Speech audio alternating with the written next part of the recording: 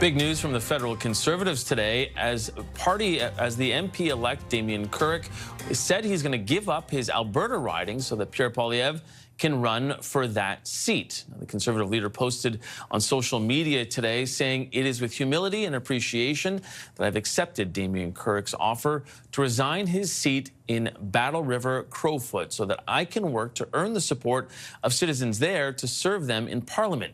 Damien's selfless act to step aside temporarily as Member of Parliament shows his commitment to change and restoring Canada's promise.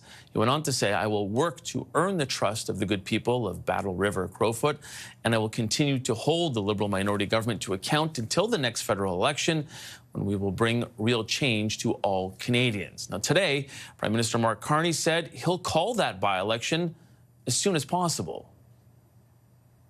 I've already indicated to Mr. Poilievre that if it's the decision of him and the Conservative Party to trigger, if I can put it that way, a by-election, I will ensure that it happens as soon as possible. Okay. No games, nothing, straight. To call this particular riding safe for the Conservatives is a bit of an understatement. On Monday, the party won it with 81.8% of the vote. Joining me now is Shachi Kurl, the president of the Angus Reid Institute. Welcome back to Power Play. How you doing? Always good to be with you, Mike. So Battle River Crowfoot is 2,000 kilometers from Poilievre's current riding of Carleton. It's also the safest Conservative riding in this country. Is that the simple answer for why Pierre Poilievre is going there to run in a by-election? I mean, I think we both know that's a better answer to put to Mr. Poilievre directly, but better question rather. But I would say that, sure, I mean, efficacy would definitely be a part of this. Parliament is being recalled. Mark Carney is wanting to get going with his agenda. He held his first press conference this morning, as I'm sure you've already talked about. And so we are into a place where it does not do, and it will not do for the person who wants to stay on as leader of the Conservative Party to not have a place in Parliament, not be able to really be the person managing and conducting his caucus in the business of Parliament. You know, the ins and outs, committee level tactics and strategies, ensuring, especially for newer rookie MPs, that, you know, they're showing up for votes on time, all of those things. Some of that, the work can be the work of the House leader, but of course, you know, Poilievre is going to want to be able to demonstrate to Canadians that here he is in the House with his expanded caucus, doing the work of the opposition. Maybe not the place he wanted to be, but certainly that's what he's going to have to show. And we recognize and remember the extent to which Jagmeet Singh, now the outgoing NDP leader, struggled early on in his time as NDP leader, not having a seat in Parliament. Yeah, I'm interested, though. This type of move doesn't happen very often. I mean, frankly, the leader of a party normally wins his own seat. So what do you think could be the reaction from voters in that riding who just voted for Damien Kurl?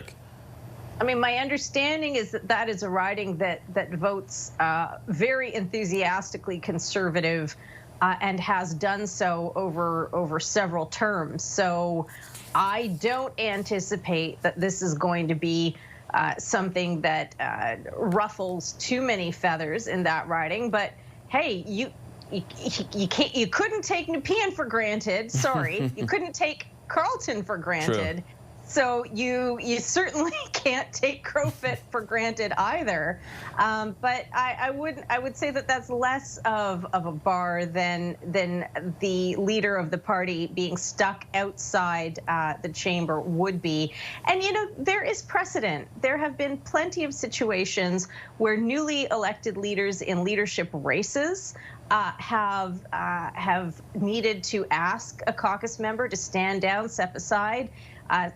Jean Chrétien was a leader without a seat in the early parts of his leadership, particularly just after 1990, had to run, I believe, in New Brunswick before coming back to his old riding of Shawinigan. It has happened before. It probably will happen again. a little bit lack of, not exactly ideal if you're Pierre Poilievre, but, he doesn't really have the time at this moment to be too choosy about the instrument by which he returns into the parliamentary chamber. Yeah, and I was struck by how Prime Minister Carney said, look, I'm not going to play any games here. I'm going to do this as soon as I can. I'm going to call a by-election so that Mr. Poilievre can come into the House of Commons.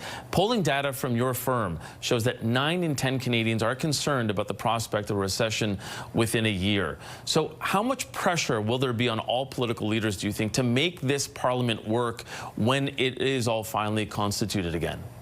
Look, I think that the tone change that Mark Carney signaled during the campaign, it was a lot less flinty, a lot less in terms of its tone, not necessarily the policies or the positioning, but in terms of tone towards Poilievre.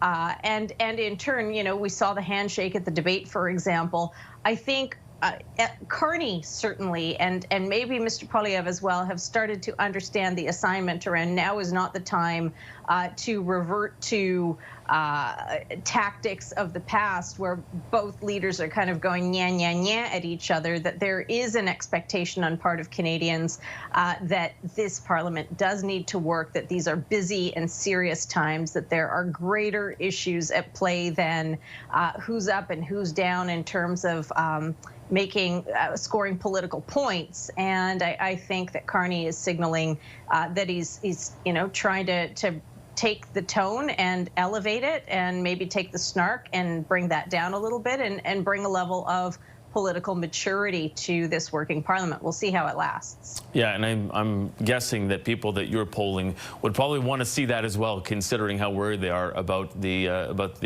economy at this point as well. Of course, different support bases will always blame the other. So Conservatives, do tend to look to the Liberals as being responsible for that lowering of tone, and vice versa. Liberal voters tend to say that it's on the Conservatives. But ultimately, you do see broad consensus around wanting to see the level of cooperative politics improve, and particularly after a hard-fought election.